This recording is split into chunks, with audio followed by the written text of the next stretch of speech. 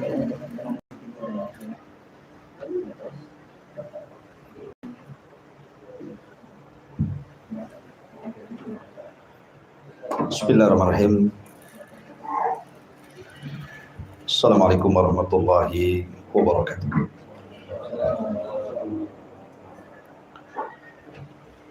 Alhamdulillah wassalatu wassalamu ala Rasulillah wa ala alihi wa sahbihi wa mawalah wa la hawla wa la quwwata illa billahi wa ba'd. Alhamdulillah, di malam hari ini kita bisa melanjutkan kajian kita, masih membahas surah Al-Fajr, dan kita masuk pada ayat ke-6 dari surah Al-Fajr. A'udzubillahi minasyaitonirrajim. Bismillahirrahmanirrahim. Alam tara kaifa fa'ala rabbuka bi'adin irama dhatil imad allati lam yukhlaq mithluha fil bilad wa thamud alladhina jabu as-sakhra bil wad wa fir'auna dhil autad alladhina taghaw fil bilad fa'aktsaru fiha al-fasad fasabba 'alaihim rabbuka sawta 'adzab inna rabbaka labil mirsad. Allah Subhanahu wa taala berfirman, tidakkah engkau wahai Muhammad memperhatikan bagaimana Tuhanmu telah berbuat kepada kaum 'Ad. Siapa kaum 'Ad? Yaitu penduduk Iram, ibu kota 'Ad, yang mempunyai bangunan-bangunan yang sangat tinggi, yang belum pernah dibangun satu kota manapun seperti negeri-negeri yang lainnya. Dan terhadap kaum Tsamud, yang mereka memahat dan memotong batu-batu besar di lembah-lembah. Dan terhadap Fir'aun, yang mempunyai pasak-pasak bangunan yang besar, yang berbuat sewenang-wenang dalam negeri, lalu mereka banyak berbuat kerusakan di negeri tersebut. Karena itulah Tuhanmu menimpakan cemeti adab kepada mereka. Sungguh Tuhanmu benar-benar mengawasi. Baik. Di dalam ayat yang kita tadi baca di sini ada 3 kisah menarik yang kita bisa ambil petik ibrah dan pelajaran. Yang pertama kisah kaum Tsamud, kaum 'Ad. Kemudian yang kedua kisah kaum Tsamud, dan yang ketiga kisah Fir'aun. Tiga-tiganya adalah para pembangkang para nabi dan rasul. Dan Allah jelaskan kesudahan mereka. Yang pertama kaum 'Ad, kemudian disusul dengan kaum Tsamud. Ulama mengatakan bahwa kaum 'Ad dan Tsamud itu sebelum kejadiannya Nabi Allah, lahirnya Nabi Allah Ibrahim alaihi salatu wassalam. Lah kaum 'Ad dan kaum Tsamud ini diutus kepada mereka Nabi Arab. Makanya orang-orang Arab sangat paham dengan kisah mereka. Apabila Nabi SAW memberikan peringatan kepada orang-orang musyrik Quraisy, maka Nabi SAW mengingatkan soal 2 kaum ini, kaum 'Ad dan kaum Tsamud, karena ini yang dihafal ceritanya oleh mereka. Adapun kaum-kaum yang lain dari para nabi Bani Israel, orang Arab tidak tahu. Karena Nabi SAW mengisyaratkan bahwa Nabi-nabi Arab itu hanya ada 4 saja. Pertama, Nabi Hud diutus kepada kaum Ad, dan kita akan ceritakan. Yang kedua, Nabi Allah Saleh alaihi salam diutus kepada kaum Samud atau Ad kedua. Yang ketiga, Nabi Allah Shu'aib yang diutus kepada Madian. Dan yang terakhir, Nabi kita Muhammad sallallahu alaihi wasallam. Ma'asyiral muslimin yang dimuliakan Allah Subhanahu wa taala. Kaum Ad dan kaum Samud ini kedua kaum yang sama jenisnya. Artinya mereka diberikan banyak kenikmatan yang nanti saya akan sebutkan. Dan mereka kaum yang tidak pernah diciptakan sebelumnya. Memiliki badan-badan yang sangat besar, melebihi besarnya kaum Nuh sendiri. Padahal Nuh itu duluan.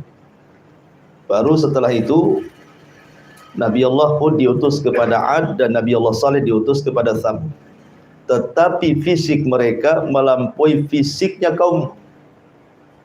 Makanya nanti Allah katakan fazadahum bastah. Fisik mereka itu besar-besar.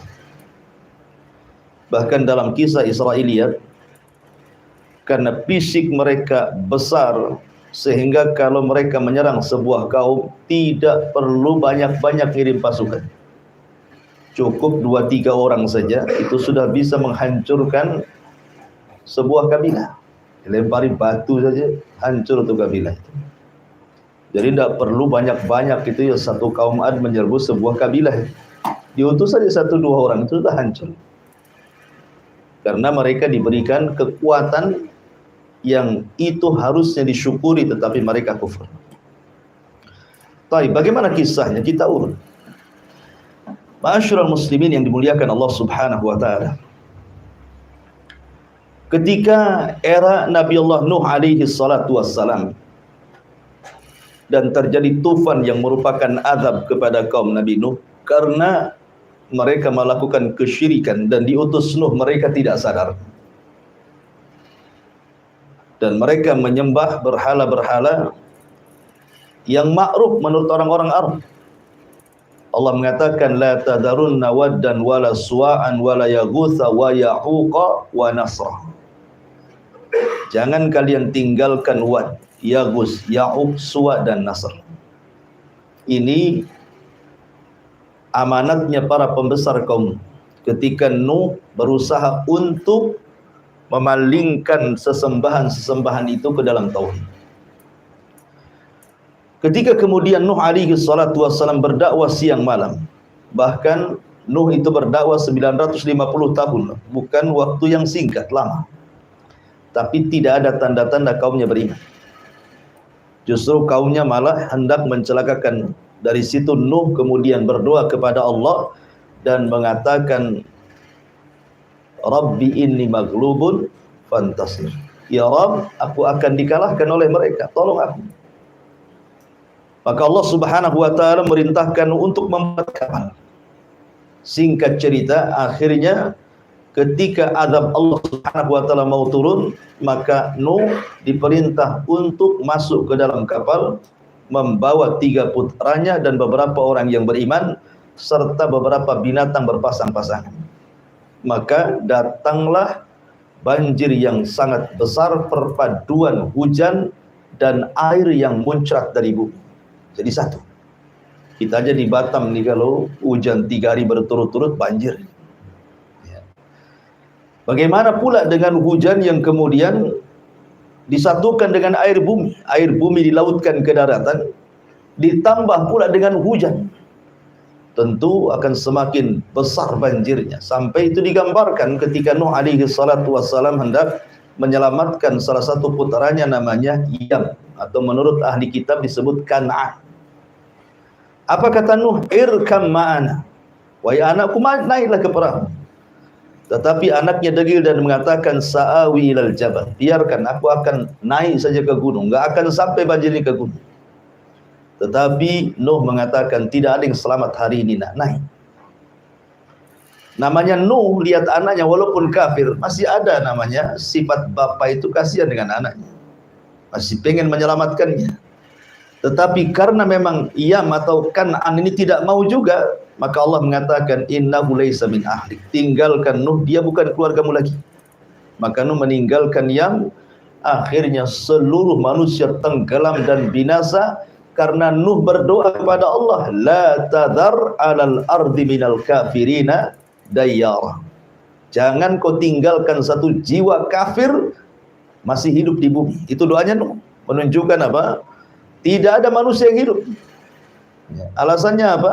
In tadharhum, kalau engkau biarkan satu saja hidup dari mereka, maka mereka akan melahirkan orang-orang yang fajir, yang jahat-jahat. Intinya bahwa setelah banjir bandang ini, maka kemudian Nuh alaihi salam diselamatkan di sebuah bukit namanya Judi di Irak. Disitulah permulaan kehidupan manusia yang baru. Karena yang hidup hanya di perahu Nuh saja. Lah Nuh alaihi salatu wassalam itu ma'ruf memiliki 3 anak yang masih hidup dan 1 mati. Yang 1 kafir ya. Yang 3 namanya Syam, dan itu Abul Arab, seluruh orang-orang Arab turunan Syam. Ya. Kemudian ada Ham, dan itu bapaknya orang-orang Romawi dan orang-orang yang berkulit hitam. Kemudian ada Yafis, salah satunya keturunannya orang-orang Asia. Ya. Lah kata para ulama bahwa tidak ada manusia setelah tragedi banjir Nuh itu kecuali turunan 3 putranya, Syam, Ham, dan Yafis. Karena Allah yang mengatakan waja'alna min dzurriyyatihi humul baqin, dan kami jadikan yang tersisa manusia itu hanya dari turunan Nuh, ya, dari 3 putranya itu. Dari sini kata para ulama sejarah, Nuh itu disebut Abul Bashari Ats-Tsani, bapak manusia kedua setelah Adam. Karena tidak ada manusia di kolong langit yang hidup di zaman sekarang kecuali nasabnya pasti sampai kepada 3 putra Nuh ini. Kalau tidak Syam, ya Ham, kalau tidak Ham, ya Yafis. Dan 3-tiganya putra Nuh alaihi salatu wassalam. Makanya wajar kalau Nuh dikatakan bapak manusia kedua. Lah ketika anak-anaknya Nuh ini sudah mulai menyebar ke beberapa tempat,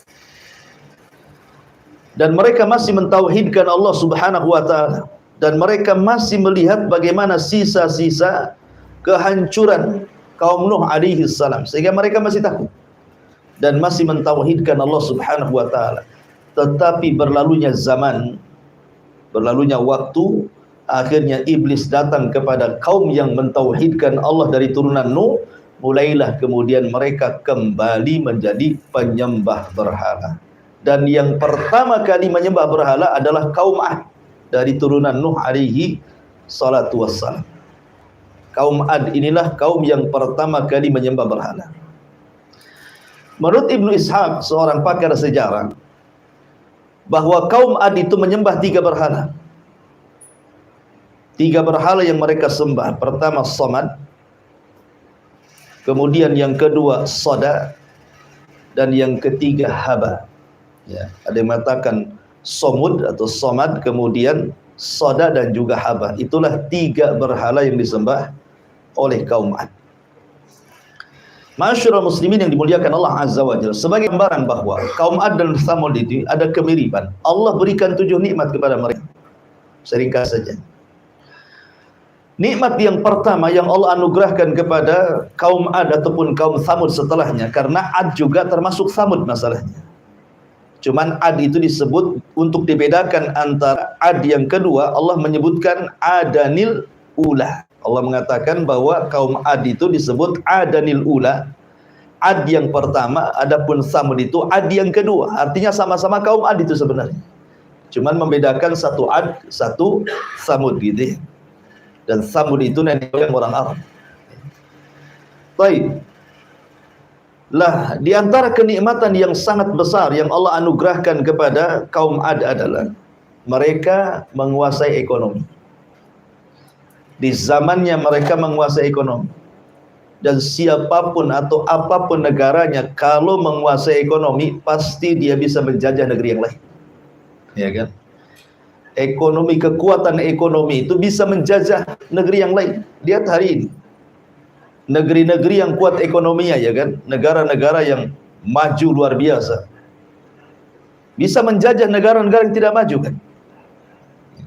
Lah kaum Ad itu dilebihkan ekonominya, sehingga dengan ekonomi mereka bisa menjajah negeri-negeri yang lain. Dan itu nikmat yang Allah anugerahkan kepada mereka, kuatnya ekonomi. Kemudian yang kedua, kaum Ad diberikan fisik yang sangat kuat. Kaum Ad itu diberikan fisik yang sangat kuat, sampai fisik mereka melebihi fisiknya Nabi Nuh. Tetapi tentu tidak mungkin melebihi Nabi Allah Adam alaihi salatu wassalam. Karena ada kisah-kisah Israiliyat yang kemudian mereka menggambarkan bagaimana fisiknya kaum Ad itu ada yang sampai 100 meter. 100 meter tinggi kali. Celana antum tidak bisa dipakai mereka. Apalagi baju nggak muat. Apalagi celana dalam. Kan itu ya. Artinya bahwa sampai mengatakan 100 meter. Ini mustahil. Nah, kisah ini tentu bertentangan dengan hadis Nabi SAW bahwa fisik yang paling tinggi, yang paling kuat, yang paling kekar, yang paling tampan hanyalah fisiknya Adam alaihissalam. Makanya ketika Rasul berjumpa dengan Nabi Yusuf saat peristiwa Isra Mi'raj, apa kata Rasul? Aku melihat Nabi Yusuf mendapatkan separuh ketampanan Adam. Separuh saja sudah memfitnah banyak wanita. Berarti Adam itu jauh lebih tampan dibandingkan Nabi Yusuf, kan itu. Kan separuhnya saja. Jadi kalau Nabi Adam hidup di zaman sekarang, mungkin semua wanita akan memandang Adam. Kalau Yusuf saja satu Mesir terfitnah, bagaimana pula Adam alaihi salatu wassalam. Dan ini mematahkan teori Darwin yang mengatakan manusia berasal dari kera, kan itu ya. Kera cakep atau tidak cakep? Mana ada kera cakep? Antum dandani, antum kasih bedak pun tidak akan cakep kera itu. Ya mungkin si Darwin saja yang ikut kera. Kita ikut Nabi Adam. Baik, masyarul muslimin yang dimuliakan Allah Azza wa Jalla. Jadi nikmat yang kedua, mereka diberikan fisik yang kuat, kemudian tinggi. Yang tadi saya kisahkan, kalau menghancurkan sebuah kabilah tidak perlu bawa pasukan, cukup dikirim 2-3 orang saja sudah cukup, gitu ya. Dilempari batu saja sudah mati semua satu kabilah. Karena di zaman Ad itu hanya Ad yang punya fisik seperti itu. Jadi kaum-kaum yang sezamannya itu ya kecil-kecil gitu ya, di bawahnya kaum Ad. Makanya kaum Ad itu menguasai, ya karena fisiknya yang besar, itu nikmat harusnya. Mereka syukuri, kan. Kita aja kalau masuk tentara, kalau pendek agak terima, kan gitu ya. Masuk tentara, masuk polisi itu diukur juga tuh tingginya tuh. Sehingga tinggi badan juga nikmat seharusnya. Ini yang kedua. Yang ketiga, Allah Subhanahu wa taala anugerahkan mereka memiliki strategis perang yang luar biasa. Dan mereka tidak pernah dikalahkan. Dan Allah mengatakan wa idza batashtum jabbari. Ini biasanya untuk jimat.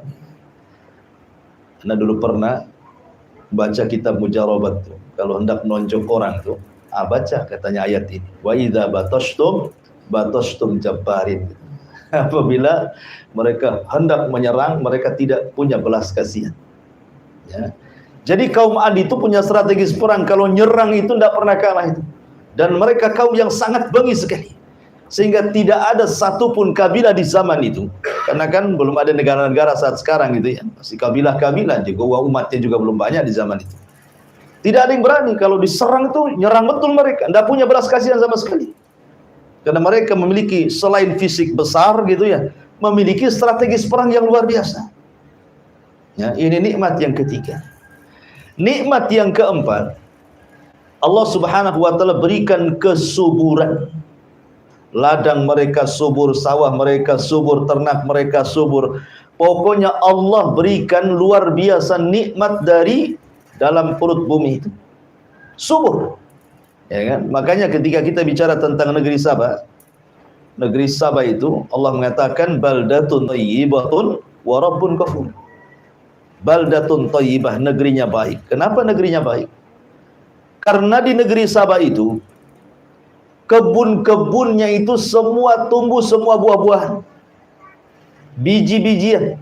Anehnya lagi, tidak ada ulat, tidak ada semut, tidak ada serangga, tidak ada binatang. Gitu ya. Kalau kita masuk kebun tuh mikir-mikir takut ular. Kalau negeri Sabah tidak ada. Jangan lagi cerita ular, semut pun tak ada, lalat pun tak ada. Jadi masuk ke dalam kebun itu betul-betul menikmati. Jadi kalau ada seorang wanita masuk ke negeri Sabah, di atasnya ditaruh keranjang di atas kepalanya, tidak perlu dipetik, pulang itu sudah penuh tuh. Masuk kebun keluar penuh, sudah penuh dengan buah-buahan di atas kepalanya. Jadi negeri Adi juga sama, disuburkan gitu ya. Ya, ini juga nikmat seperti negeri kita ini kan negeri subur dibandingkan negeri-negeri yang lain. Coba antum umroh sana. Lihat tuh Saudi itu padang pasir itu kering kelontang, enggak jelas itu ya. Tetapi karena kecanggihan teknologi, waktu saya di Yaman, subhanallah padang pasir bisa disulap jadi sawah ditanami gandum. Gitu ya. Jadi setahun itu jadi padang pasir, terkadang hijau karena sudah kecanggihan teknologi di zaman sekarang gitu. Ini nikmat yang keberapa? Nikmat yang keempat. Allah suburkan. Ya. Kemudian nikmat yang kelima, yang Allah berikan kepada kaum Ad ini, mereka sanggup merubah tanah datar menjadi istana. Jadi mereka membuat, umpamanya ada tanah datar di padang pasir itu, diambil batu-batu dari gunung itu, kemudian mereka susun, mereka mampu membuat istana itu. Tanah datar jadi istana. Padahal di zaman itu teknologi belum secanggih sekarang kan gitu. Belum ada belko, alat berat. Tetapi bagaimana Allah Subhanahu wa taala berikan kekuatan mereka bisa menyulap tanah datar jadi istana. Bahkan yang nomor 6 yang luar biasa lagi, bukan hanya itu, bukit-bukit itu dipahat kemudian memiliki seni tingkat tinggi dan menjadi rumah-rumah singgah, bukan untuk ditempati, hanya untuk kebanggaan dan kesombongan saja. Jadi kalau mereka sudah jadi itu, mereka naik, kemudian ada orang lewat itu, maka diejeknya. Lihat rumahku jauh lebih indah dibandingkan rumahmu. Jadi hanya untuk ejek-ejekan, hanya untuk kesombongan saja. Ya. Kemudian yang kelima, yang terakhir, bahwa kaum Ad oleh Allah Subhanahu wa taala, ini nikmat yang paling besar dari 6 nikmat itu, diutus kepada mereka seorang nabi. Ini tidak ada nikmat melebihi diutus seorang nabi. Ya. Siapa yang diutus? Nabi Allah Hud alaihi salatu wassalam. Hud diutus kepada kaum Ad. Ma'asyiral muslimin yang dimuliakan Allah Subhanahu wa taala, sedikit saya akan bacakan beberapa ayat Al-Qur'an tentang kisah kaum Ad. Di dalam surah Al-A'raf ayat 69. Surah Al-A'raf ayat 69. Allah mengatakan, awa ajibtum an ja'akum dzikrum mir rabbikum ala rajulin minkum liyunzirakum. Dan herankah kalian bahwa ada peringatan yang datang dari Tuhan kalian melalui seorang laki-laki dari kalangan kalian sendiri untuk memberikan peringatan kepada kalian. Jadi Allah Subhanahu wa taala utus Hud kepada mereka. Kenapa kalian heran? Makanya dalam ayat yang lain Allah mengatakan, wa ila adin akhahum hudan, dan kepada kaum Ad Allah utus saudara mereka. Siapa? Nabi Allah Hud. Kenapa Allah bahasakan saudara? Karena Hud alaihi salatu wassalam itu hidup di tengah-tengah mereka. Jadi kaum Ad itu tahu siapa Hud, mulai dari oroknya sampai kemudian besarnya, sampai dewasanya, sampai diangkatnya jadi nabi, mereka tahu. Dan Allah sudah persiapkan gitu ya. Karena Allah Subhanahu wa taala kalau mengutus seorang nabi dan rasul itu dicomot dari kaumnya. Makanya Allah mengatakan dalam Al-Qur'an, bagaimana Allah Subhanahu wa taala berfirman tentang Nabi sallallahu alaihi wasallam, gimana, walaqad ja'akum rasulun min anfusikum azizun 'alaihi ma anittum harisun 'alaikum bil mu'minina raufur rahim. Dan sungguh Allah telah utus kepada kalian seorang rasul dari jenis kalian, dari jenis kalian manusia, dari daerah kalian sendiri. Ya. Jadi mereka sudah paham siapa Hud itu sebenarnya. Kemudian fitrah dakwah seorang nabi itu pasti mendakwahkan tauhid. Yang pertama didakwahkan adalah dakwah tauhid. Tapi sebelumnya Hud alaihi salatu wassalam berusaha untuk mengingatkan nikmat. Pentingnya kita diingatkan nikmat, ikhwan, supaya jangan kufur. Ya. Makanya kemudian Allah mengatakan wadhkuru ij'alakum khulafa min ba'di nuhin wa zadakum fil khalqi bastah fadhkuru ala Allah la'allakum tuflihun. Kata Hud kepada kaum Ad, ingatlah ketika dia menjadikan kalian sebagai pengganti-pengganti kaum Nuh. Kalian ini pewaris kaum Nuh. Ya. Kemudian dan Allah subhanahu wa ta'ala telah lebihkan kalian dalam kekuatan tubuh dan perawakan kalian. Maka ingatlah akan nikmat-nikmat yang Allah anugerahkan kepada kalian supaya kalian beruntung. Jadi kaum Hud ini diingatkan oleh Nabi Allah Hud supaya jangan lupa nikmat. Allah sudah berikan ekonomi yang baik, Allah sudah berikan tanah yang subur, Allah sudah berikan fisik yang kuat, kalian bisa ditakuti oleh bangsa-bangsa yang lainnya. Maka syukurnya cuma satu, tauhidkan Allah, tinggalkan haba, tinggalkan somut, tinggalkan sodah. Patung-patung kali itu nggak ada gunanya gitu. Karena itu bentuk kekufuran nikmat. Jadi Hud mengajak mereka kepada tauhid, ani'budullaha wattaqu, sembahlah Allah dan bertakwalah kepada Allah azza wa jalla. Dan begitulah dakwah para nabi, dimulai dari tauhid. Bendera dakwah para nabi itu dimulai dari tauhid. Dan itu Allah subhanahu wa ta'ala katakan walaqad ba'atsna fi kulli ummatir rasulan ani'budullaha wajtanibu taghut. Dan sungguh kami utus pada tiap-tiap umat seorang rasul utusan, tugas mereka hanyalah meneriakkan sembahlah Allah, tauhidkan Allah, jauhi sesembahan selain Allah alias taghut. Ya. Kemudian Allah subhanahu wa ta'ala ingatkan lagi dari lisan Yahud kepada kaum Ad itu, atabnuna bi kulli ri'in ayatan ta'basun wa tattakhiduna masani'a la'allakum takhludun. Apakah kalian mendirikan pada tiap-tiap tanah yang tinggi tempat-tempat bangunan-bangunan yang berfungsi sebagai tanda-tanda bagi orang-orang yang lewat untuk bermain-main? Kemudian di tempat-tempat tersebut kalian mengambil hanya untuk olok-olokan orang yang melewat, dan kalian membuat benteng-benteng, yakni penampungan-penampungan air di bawah tanah. Maksudnya seolah-olah kalian merasa akan dikekalkan selamanya. Jadi keyakinan orang kaum Ad juga, mereka sama sekali tidak yakin tentang kehidupan akhirat. Mereka merasa mereka itu akan hidup selamanya begitu. Makanya mereka membuat tampungan-tampungan di bawah rumah itu, air-air seolah-olah mereka tidak akan mati. Bahkan celakanya mereka memiliki pemahaman dahriyah. Kalaupun mereka itu mati, yang menjadikan mati itu hanya waktu yang berjalan saja. Kami hidup dan mati itu hanya waktu saja. Nah, gitu ya. Ini kan pemahaman orang ateis. Jadi orang ateis sudah ada sejak zaman dulu. Ya, yang enggak mengakui ketuhanan gitu ya. Yang menganggap bahwa kita mati dan hidup itu hanya berjalannya waktu saja. Itulah keyakinan taraf, keyakinan kaum Ad, dan mereka berusaha untuk mengejek siapa? Nabi Allah Hud alaihi salatu wassalam. Dan umumnya ikhwan, para nabi itu bukan ditentang orang-orang lemah, tidak. Umumnya para nabi itu ditentang orang-orang kuat. Para pejabat, orang-orang kaya, para pemimpin, itu yang menentang para nabi sebenarnya. Padahal tidaklah Nabi diutus kepada sebuah umat untuk berpolitik. Nabi itu bukan untuk berpolitik diutus, bukan untuk merebut kekuasaan, tidak. Ya. Bukan untuk menggalang umat, kemudian melakukan pemboikotan atau mencalonkan diri jadi pemimpin capres, enggak. Ya. Nabi diutus itu tidak berpolitik. Nabi diutus itu hanya untuk berdakwah.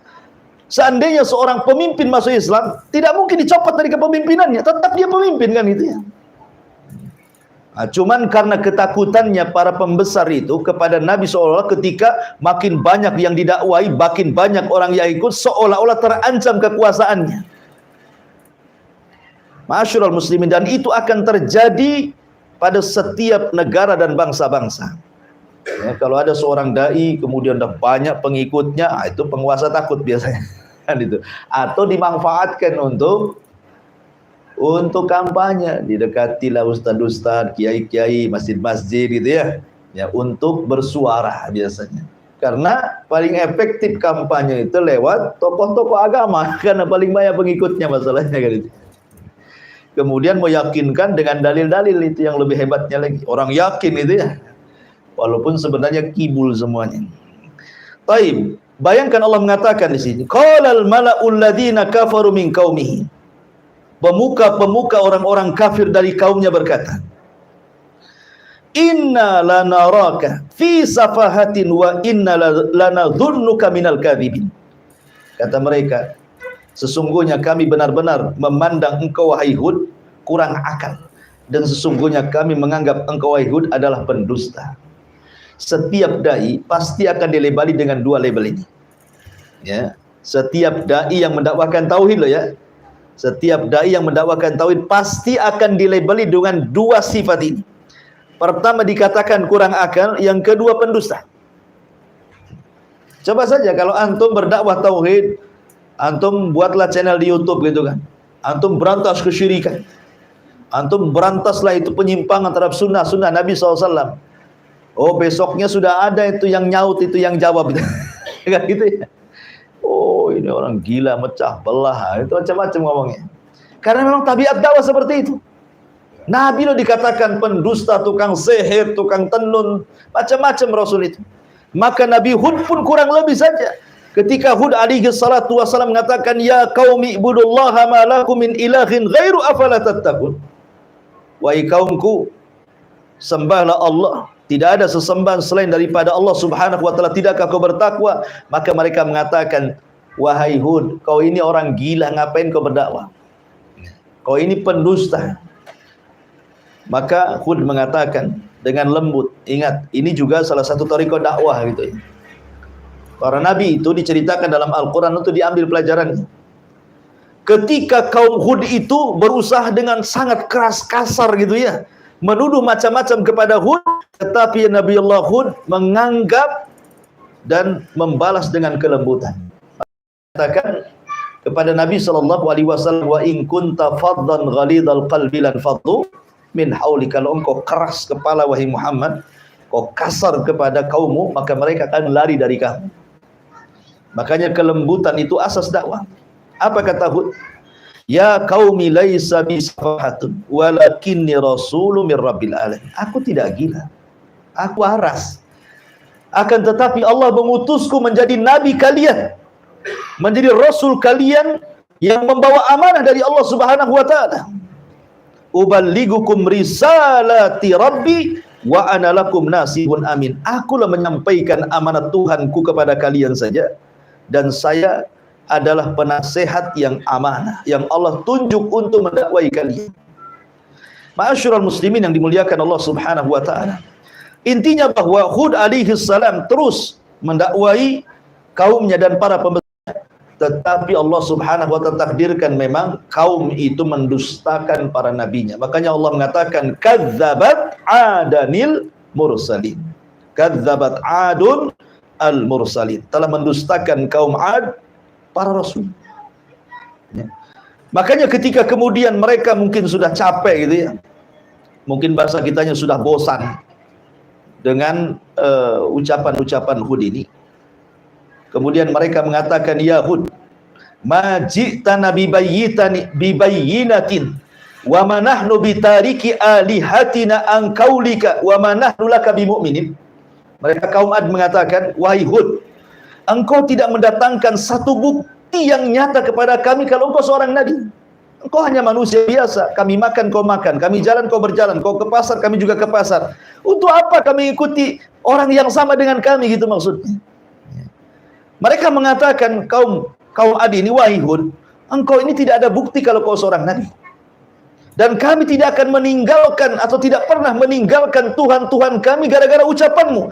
Dan kami selamanya tidak akan beriman. Kata kuncinya langsung mereka keluarkan. Tidak akan beriman. Kemudian mereka mengatakan, Inna qulu illa taraka ba'du alihatana bisu. Kami hanya mengatakan bahwa sebagian sembahan kami telah menimpakan penyakit gila kepada kalian. Boleh jadi engkau itu, wahai Hud, kewalat dengan sesembahan kami, katanya. Makanya sekarang kau jadi gila, katanya. Gitu maksudnya ya. Ya. Jadi ketika Hud kemudian berusaha memperingatkan umatnya, janganlah sembahlah patung-patung itu. Patung-patung itu tidak membawa manfaat, tidak memudaratkan, bahkan akan mengancam azab kepada kalian. Mereka mengatakan, lihat, jangan-jangan Hud gila itu gara-gara ditimpa oleh Tuhan-Tuhan kami. Kewalat dia dengan kami, itu bahasanya. Ya. Maka kemudian mereka mengatakan, lain ata'tum basyaram mislukum innakum idzan la khasirun aya'idukum annakum idza mittum wa kuntum turaban wa idzaman annakum mukhrajun. Dan sesungguhnya kalian menaati manusia seperti kalian, niscaya kalian akan benar-benar rugi. Apakah jika ia menjanjikan kepada kalian bahwa bila kalian telah mati dan telah menjadi tanah, kemudian telah menjadi tulang belulang, kalian sungguh akan dikeluarkan dari kuburan kalian? Hayhat, hayhat lima tu'adun. Jauh sekali kebenarannya, mustahil. Mereka sudah mulai menentang, mustahil. Karena kemudian mereka tidak mau beriman lagi. Dan yang lebih parah lagi, mereka nantang. Ya, nantangnya apa? Minta azab dari Allah Subhanahu wa taala, coba. Ya, tapi begini ya, mukjizatnya Nabi Hud itu luar biasa. Hud itu diberikan mukjizat oleh Allah. Apa mukjizatnya? Tawakal yang kuat. Hud itu diberikan oleh Allah mukjizat berupa tawakal. Jadi tawakal itu jadi mukjizat dia.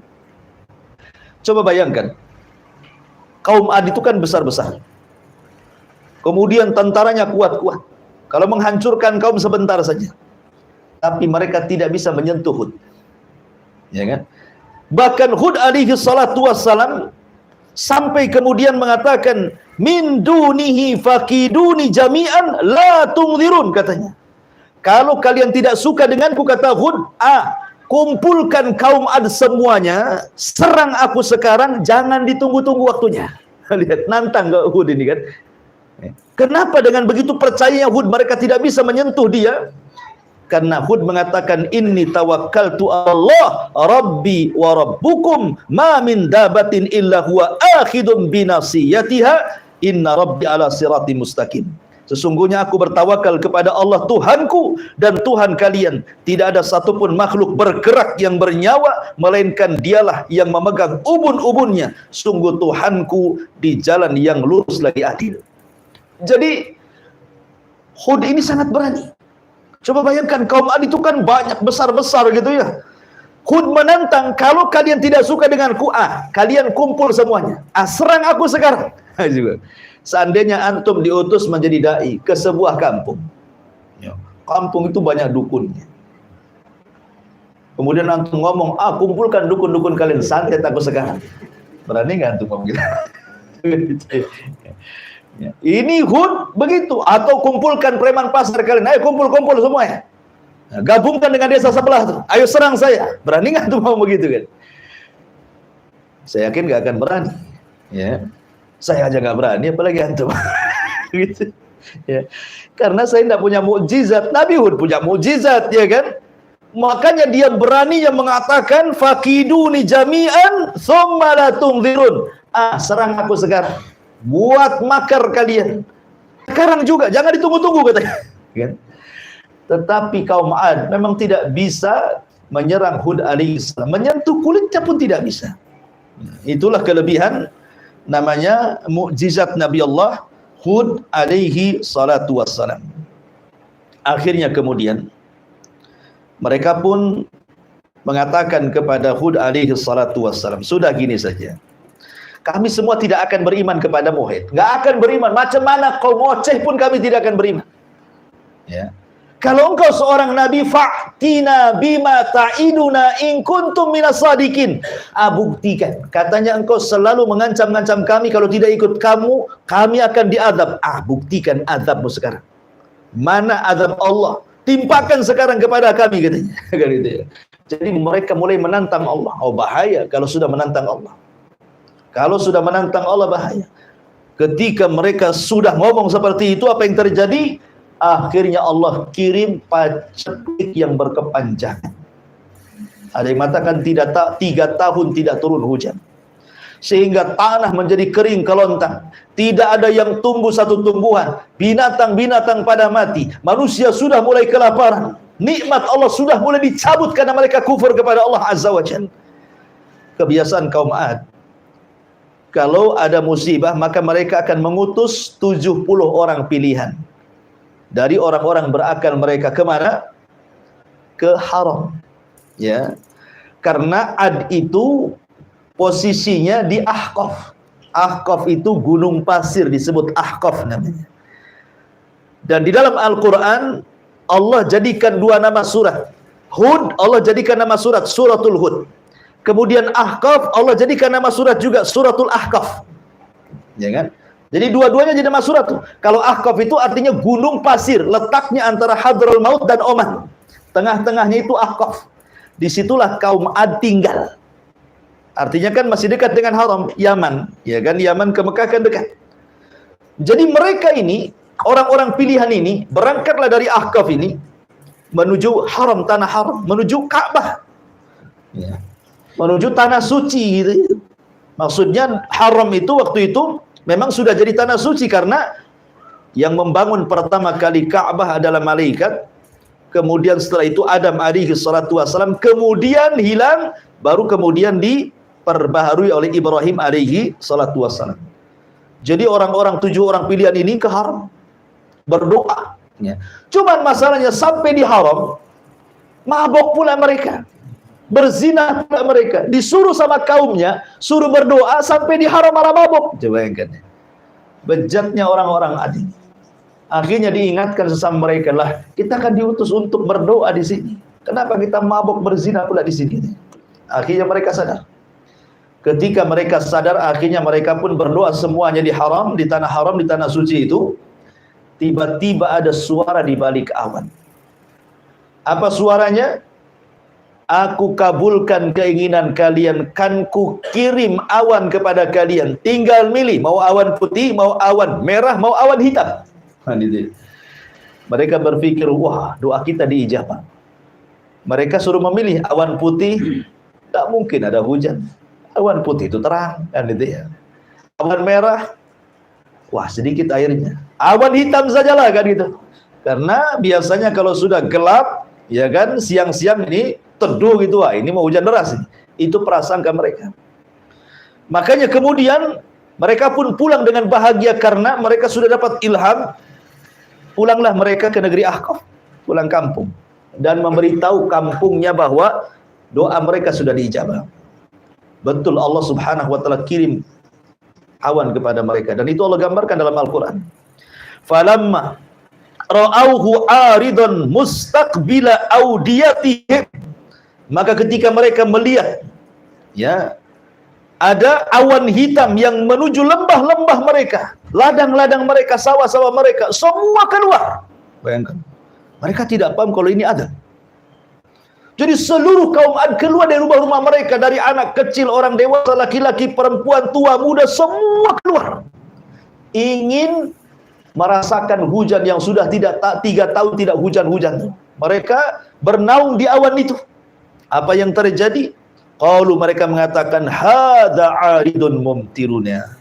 Mereka mengatakanlah awan yang akan menurunkan hujan kepada kami. Dengan bangganya mereka bernyanyi-nyanyi, berteriak-teriak dengan penuh kebahagiaan. Inilah awan yang akan menurunkan hujan kepada kami.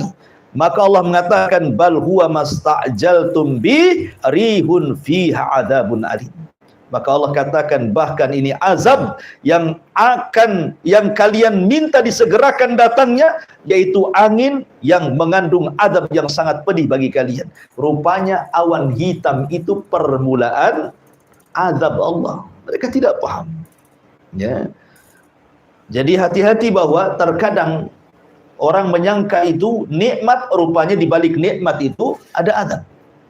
Ya, ini pelajaran. Terkadang ada orang diberikan nikmat oleh Allah Subhanahu wa taala dengan nikmat yang melimpah, tapi rupanya nikmat itu menggiring mereka kepada azab. Makanya kenapa terkadang kenikmatan itu disebut istidraj. Ya, dalam bahasa akidah disebut istidraj. Orang itu kalau usaha maju terus, buat bisnis maju terus, buat ini maju terus. Kok enggak pernah enggak maju? Enggak pernah enggak dirugikan, untung terus. Ini hati-hati nih.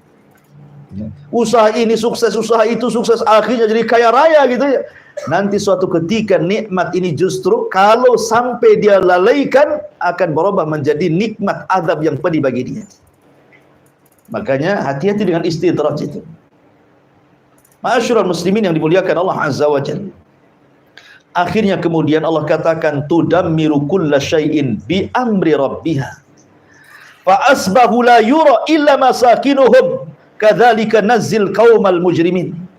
Yang menghancurkan segala sesuatu dengan perintah Tuhannya, sehingga mereka kaum Ad menjadi tidak tampak lagi di bumi kecuali hanya bekas-bekas tempat tinggal mereka. Demikianlah kami memberi balasan kepada kaum Ad, kaum yang sangat pendosa itu.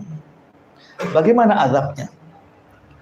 Allah Subhanahu wa taala ketika mengirim awan hitam itu, tiba-tiba angin muncul dari langit. Angin puting beliung muncul dari langit ke bumi, kemudian membawa semua yang ada di bumi naik ke langit. Coba ini kan manusia sudah keluar semua kan, yang kecil yang besar berada di awan itu, tidak ada satupun yang di rumah tuh karena semua keluar. Rupanya datang angin menyapu orang-orang ini, mengangkat ke langit. Mereka diputar-putar di puting beliung itu. Sampai-sampai Allah Subhanahu wa taala mengatakan sakharaha alaihim sab'a layalin wa thamaniyata ayyam husuman fataral qauma fiha sar'a ka'annahum a'jazun nakhlin khawiyah. Allah menimpakan angin itu kepada mereka selama 7 malam 8 hari terus menerus tidak berhenti. Maka kami melihat kaum Ad pada waktu itu mati bergelimpangan seperti batang-batang pohon kurma yang telah kosong dan laku. Artinya ketika anginnya selesai, badan-badan mereka jatuh ke bumi, mereka nancap seperti tunggul-tunggul kurma. Ya, bagaimana Allah Subhanahu wa taala azab kaum Ad seperti itu. Adapun Nabi Allah Hud, sebelum azab ini datang dia sudah pergi duluan. Bersama siapa? Bersama kaumnya yang beriman yang tidak banyak itu menuju mana? Menuju Hijr. Ya. Hijr itu di mana? Makanya ada suratul Hijr. Dalam Quran itu ada suratul Hijr kan? Ya. Hijr itu tengah-tengah antara Hijaz. Hijaz itu Mekah dan Madinah. Ya. Dan Syam, tengah-tengahnya itu Hijr. Ada yang mengatakan Yordania dan Hijaz, tengah-tengahnya itu Hijr. Disitulah kemudian Nabi Allah Hud alaihi salatu wassalam meninggal dunia, kemudian kaumnya terus mentauhidkan Allah Azza wa Jalla dan mereka masih terngiang-ngiang dengan azab kaum Ad, tetapi berlalunya waktu kembali mereka kufur. Yang disebut dengan kaum Tsamud. Ya. Jadi setelah kehancuran kaum Ad itu, mereka masih mentauhidkan Allah Azza wa Jalla. Tapi berlalunya waktu, berlalunya zaman, akhirnya kemudian terjadi kesyirikan lagi setelahnya, dan yang pertama kali melakukan kesyirikanlah kaum Tsamud, masih turunannya Ad. Kan itu ya. Mereka yang kemudian kufur pertama kali setelah kaum Ad. Menariknya ikhwatul fillah yang dimuliakan Allah Azza wa Jalla, kalau cerita tentang kaum Tsamud, karena di sini juga Allah mengatakan wa tsamudal ladzina jabu sahra bil wad. Sebenarnya nikmat yang 7 tadi yang Allah berikan kepada kaum Ad, Allah berikan juga kepada kaum Tsamud. Tidak perlu saya ulang. Ya. Tapi yang menariknya adalah kaum Tsamud ini. Kaum Tsamud ini Allah berikan seekor unta. Unta yang sangat besar, yang menjadi mukjizat bagi mereka di tengah-tengah mereka. Unta itu cukup bisa diminum air susunya oleh banyak kabilah kaum Tsamud. Berarti menunjukkan unta itu besar, bukan unta kecil kan itu. Karena beberapa kabilah bisa minum dalam 1 hari dari susunya air unta itu.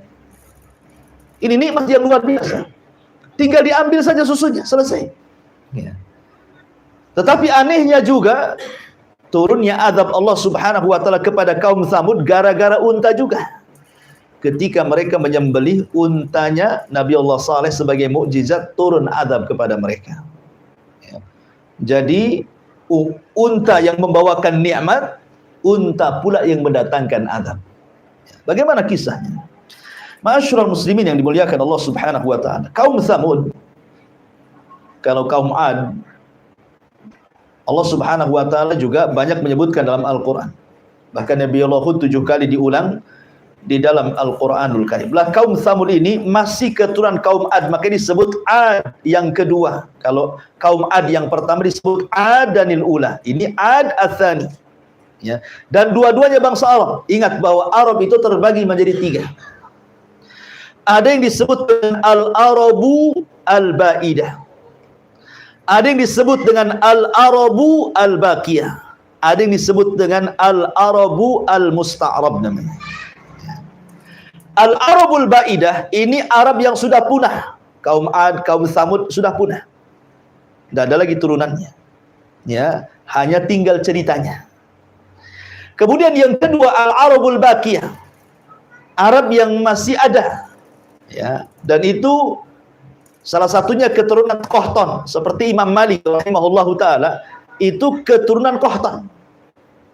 Kemudian yang ketiga ada namanya Al-Arabu Al-Musta'rab, bukan orang Arab tapi fasih berbahasa Arab, akhirnya dikatakan orang Arab karena kefasihan bahasa Arab. Dari sini ada kaidah, walaupun ada orang Arab di negeri kita, mancung, tidak diragukan lagi wajahnya wajah Arab, tapi tidak bisa bahasa Arab, malah medok bahasa Jawa, maka dia bukan Arab. Tapi kalaupun ada di negeri kita pesek belesek, tidak ada muka-muka Arab sedikit pun, tapi cepetang dia bahasa Arabnya luar biasa, gitu ya, melebihi orang Arab, maka dia Arab. Ini kaidah. Ya. Jadi jangan berbangga karena muka Arab ngaku Habib. Dites bahasa Arabnya tak tahu. Kasih kitab kuning tak bisa baca. Bukan tak bisa baca, tak bunyi. Ya kan? Ma'asyiral muslimin yang dimuliakan Allah Azza. Ini kaidah karena ada Al-Arabul Musta'rab di sini kan. Ismail itu bukan orang Arab. Dia lahir di Palestina. Ya. Kemudian dibawa oleh Ibrahim dengan ibunya Hajar ke Arab. Berjumpa dengan suku Jurhum. Belajarlah Ismail dengan kabilah Jurhum. Akhirnya dia pula yang paling fasih bahasa Arabnya. Makanya Ismail disebut Al-Arabul Musta'rab. Dia bukan Arab tapi jadi Arab karena kefasihan bahasa Arab. Ya, maka nggak apa-apa antum tampang tak ada Arabnya, tapi bahasa Arabnya luar biasa, Arab antum. Gitu ya. Antum mancung walaupun kayak Petruk gitu ya. Tapi tak bunyi Arab, bukan Arab Indonesia antum. Gitu ya. Jadi itu kaidah seperti itu. Antum harus pahami. Baik. Lah, kaum Tsamud ini sama dengan kaum Ad. Ini Arabul Al-Ba'idah. Ini kisahnya sudah nggak ada turunannya, tetapi kan dikisahkan. Karena Rasulullah SAW konteks ayat ini ingin mengingatkan orang-orang Quraisy, jangan kufur kalian. Kalau kalian kufur, nanti kalian diazab seperti kaum Ad dan Tsamud, gitu maksudnya. Ya. Makanya ketika Al-Walid ibn Mughirah datang kepada Nabi SAW, kononnya mau tawar-menawar dan mengatakan, ya Muhammad, sudahlah, nggak usahlah kau lanjutkan dakwah. Kau ini pengen apa? Kalau kau ingin harta, kami kumpulkan harta kami.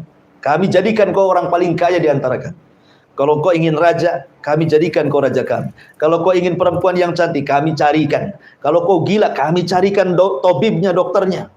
Tapi tolonglah. Ya sudah, sampai di sini dah. Kata Nabi SAW, ya Walid, sudah kau ngomong.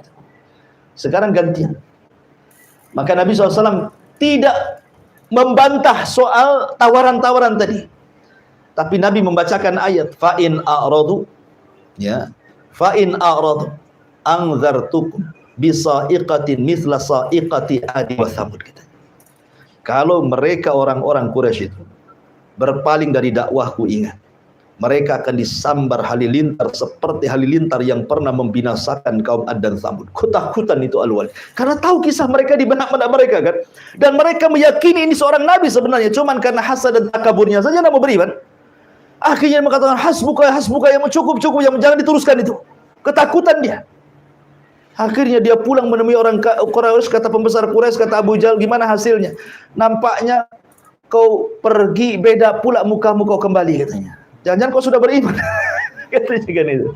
Artinya di sini Nabi SAW mengingatkan tentang kaum Ad dan Tsamud kan. Artinya di otak-otak orang Arab itu sangat paham kisah-kisah ini.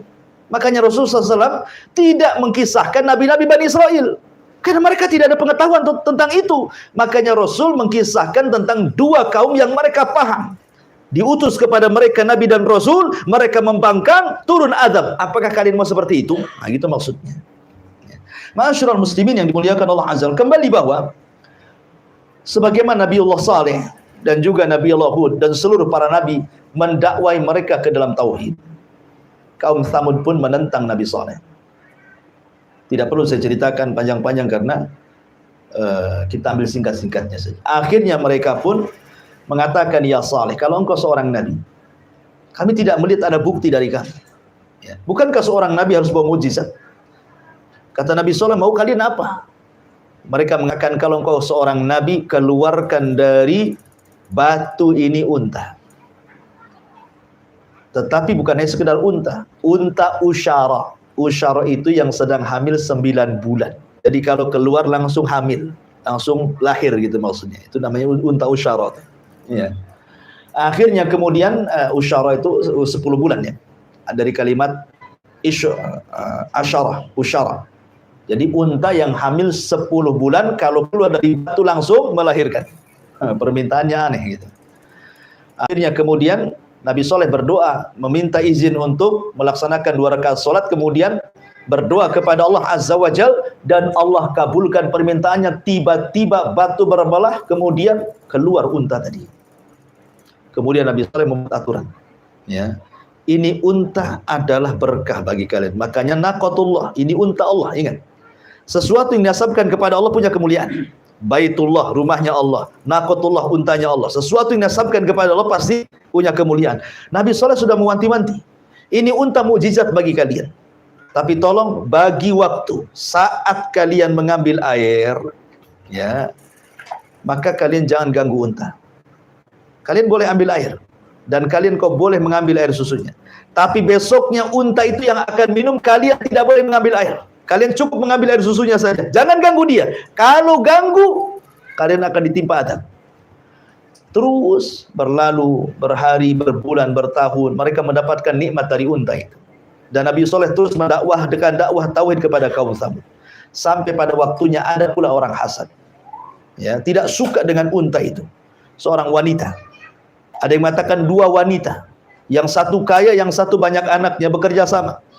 Kemudian dikatakan, siapa yang bisa menyembelih unta Saleh, maka saya akan berikan kekayaan dan dia boleh menikah dengan salah satu putri dari putri-putri kami. Kemudian ada pula yang daftar, namanya Qidar ibn Salib. Qidar ibn Salib dan satu kawannya, lupa saya namanya. Ya. Qidar ibn Salib ini dan Malik ibn Kinan atau Sinan, Malik ibn Sinan atau siapa namanya. Pokoknya 2 orang ini siap daftar. Tetapi sebelum dia membunuh unta Nabi Saleh itu, dia gerilya door to door dulu ke rumah-rumah. Minta pendapat. Gimana kalau kayak sembelih Nabi Saleh? Setuju nggak? Setuju. Gimana? Setuju. Setuju. Akhirnya satu kampung setuju. Rupanya kebanyakan mereka tidak suka. Makanya kenapa Allah mengatakan fa'aqaruha. Ya, menggunakan jama. Mereka pun menyembelih unta Saleh. Padahal yang menyembelih 2 orang. Tapi bahasanya menggunakan jama karena disepakati satu kampung. Ya. Mereka sepakat, cuman eksekutornya cuman si Qidar ibn Salib dan kawannya ini. Yang betul-betul mengeksekusi untanya Nabi Saleh sembelih, kemudian dikuliti dan dimakan dagingnya. Dalam kisah Isra lihat kan dia bawa unta, anak untanya itu.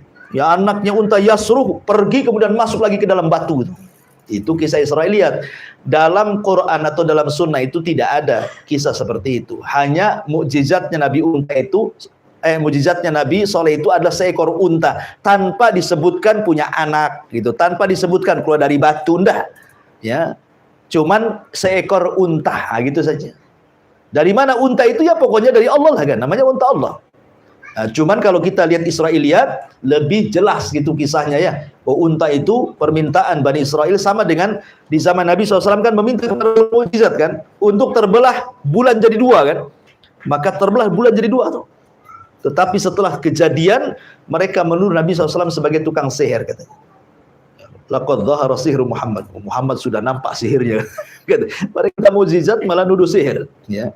Intinya bahwa disembelilah untanya Nabi Allah Saleh alaihi salatu wassalam. Maka sebagaimana yang ma'ruf gitu ya, yang ma'ruf, maka Nabi Saleh ini mengingatkan mereka, jangan disembelih kalau tidak datang azab kepada kalian. Betul-betul disembelih. Ya. Maka datanglah azab kepada mereka. Apa azabnya? Ma'asyiral muslimin yang dimuliakan Allah Azza wa Jalla. Nabi Saleh mengatakan 3 hari akan datang azab kepada kalau kalian tidak bertobat. Rupanya 3 hari ini justru mereka merencanakan pembunuhan, bukan hanya telah membunuh unta, Nabi Saleh pun mau dibunuh dia. Maka di hari pertama wajah mereka tiba-tiba memerah. Hari kedua memutih. Hari ketiga kemudian menghitam. Hari keempat Jibril turun. Kemudian berteriak sesekali teriakan sehingga teriakan Jibril mengeluarkan setiap jiwa yang ada di raga manusia. Ruhnya melesat, semuanya mati. Sampai-sampai mereka tinggal jasad bergelimpangan di rumah-rumah mereka. Ini akibat daripada mereka tidak bersyukur akan nikmat Allah Subhanahu wa taala dan tidak menerima peringatan Nabi Allah Saleh. Makanya Allah mengatakan kadzabat Samud bin Nudhur. Kaum Samud telah mendustakan para pemberi peringatan. Lah, kok menggunakan jama Nudhur? Harusnya nadir. Ya. Kenapa Allah mengatakan kaum Samud telah mendustakan para pemberi peringatan? Kan yang memberi peringatan cuma satu, Nabi Saleh. Kenapa menggunakan jama di sini? Kata ulama tafsir, di sini hanya sekedar ingin mengatakan bahwa mendustakan satu nabi maka sama dengan mendustakan banyak nabi. Anda mendustakan satu Nabi Saleh berarti mendustakan semua nabi sebelumnya. Makanya menggunakan nudhur. Ya, pakai sama karena mendustakan satu nabi sama dengan mendustakan nabi-nabi yang lain. Faqalu abasyam minna wahidatan nattabi'uhu inna idzan la fi dhalal wa syu'ur. Mereka mengatakan, apakah kami harus mengikuti satu orang? Dia manusia sama seperti kami. Kalau begitu kami tersesatlah. Ngapain pula dia manusia, kami juga manusia. Ngapain harus ikut sesama manusia katanya. Ya.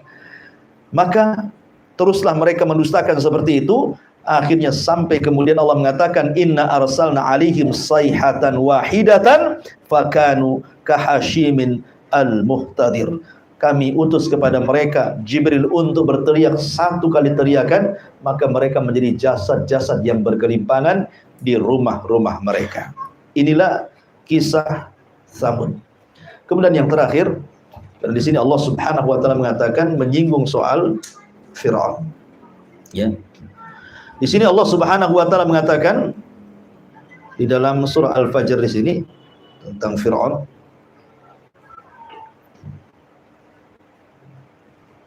Mana tadi? Sudah lewat pula.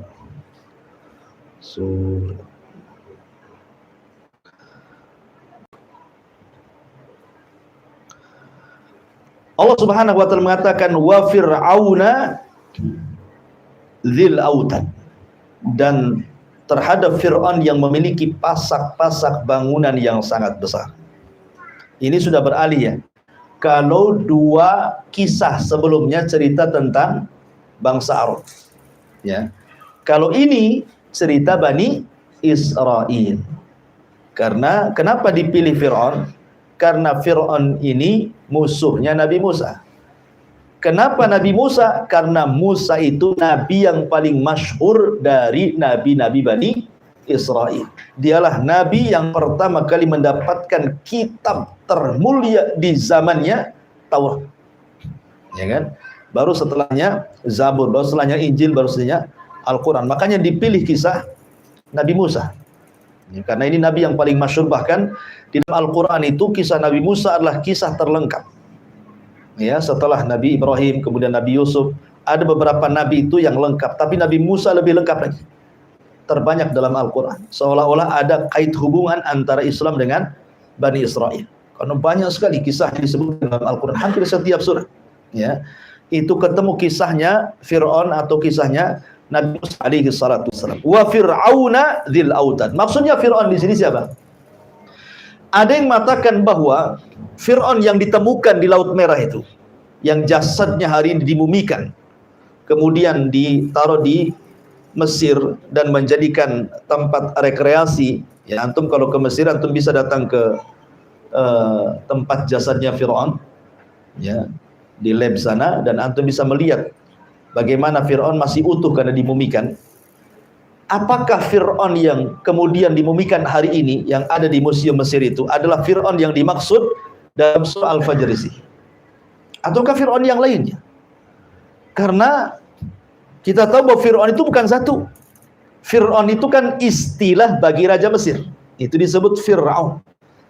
Kalau Kisra itu istilah raja Persia, kalau Kaisar itu istilah raja Romawi, kalau Tuba itu istilah raja Yaman, kalau Mesir itu diistilahkan dengan kalimat Fir'aun, kalau Jawa itu diistilahkan Mengkubuwono.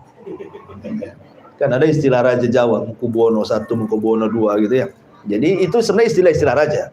Ya. Lalu siapa Fir'aun di sini? Apakah betul Fir'aun yang dimumikan hari ini yang ada di Museum Mesir itu adalah Fir'aun yang dimaksud dalam surah Al-Fajr? Maka terjadi polemik panjang. Walaupun kebanyakan mengatakan ya, itulah Fir'aun yang dimaksud.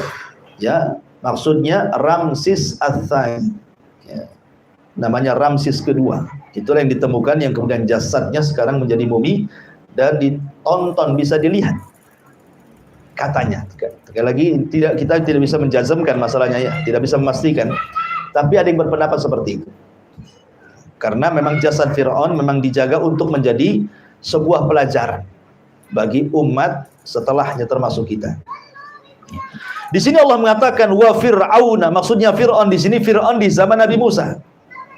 Karena di zaman Nabi Yusuf juga Fir'aun. Tapi Fir'aun di zaman Nabi Yusuf kan beriman. Tetapi yang dimaksud Fir'aun apabila diistilahkan Fir'aun dalam Al-Qur'an berarti kisah Nabi Musa. Karena inilah yang banyak dikisahkan dalam Al-Qur'an, satu-satunya raja yang mengatakan ana rabbukumul a'la, ailahun ghairi, aku adalah Tuhan yang paling tinggi, apakah ada Tuhan selainku, katanya. Ya. Dengan sebab dua kata-kata inilah makanya Fir'aun diazab dua kali, di dunia ditenggelamkan dan di akhirat diazab dengan azab yang sangat pedih. Baik, bagaimana kisahnya? Di sini Allah mengatakan wa fir'auna dzil autad, dan Fir'aun yang mempunyai pasak-pasak bangunan yang besar, alladzina taghaw fil bilad, yang berbuat sewenang-wenang dalam negeri, fa aktsaru fihal fasad, lalu mereka banyak berbuat kerusakan dalam negeri tersebut, fasabba alaihim rabbuka sautu adzab, karena itulah Tuhan menimpakan semeti azab kepada mereka, inna rabbaka labil mirsad, sungguh Tuhanmu benar-benar menguasai mereka. Jadi Fir'aun itu membawa kerusakan karena begini, diawali dari mimpi. Fir'aun itu mulai bejatnya itu diawali dari mimpi. Ya. Jadi dia bermimpi, dalam mimpinya dia melihat api. Api ini berasal dari perkampungan Bani Israel, kampungnya Nabi Yusuf yang sudah meninggal. Ini turunannya di situ. Ya.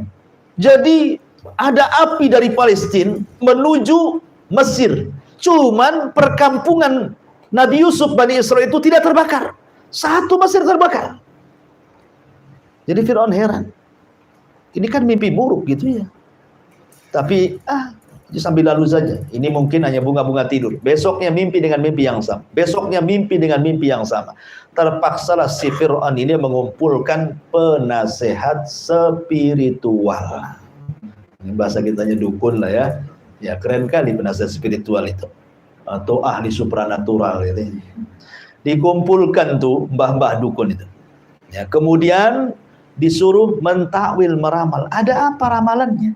Kok aneh kali mimpinya? Ya. Akhirnya kemudian para penasihat spiritual ini menunjukkan bahwa setiap pemimpin pejabat itu ada tuh namanya penasihat spiritual tuh. Karena di sini Firaun ada penasihat spiritual tuh. Ya, jangan-jangan tingkat RT aja ada penasihat spiritualnya. Supaya kalau pemilihan dapat lagi gitu ya. Jadi akhirnya kemudian kata tukang sihir ini pertanda kekuasaanmu akan tumbang oleh seorang bayi yang akan lahir dari perkampungan Nabi Yusuf itu, Bani Israel. Oh, ketakutan Firaun. Kalau begitu kita bantai saja bayi-bayi laki-laki.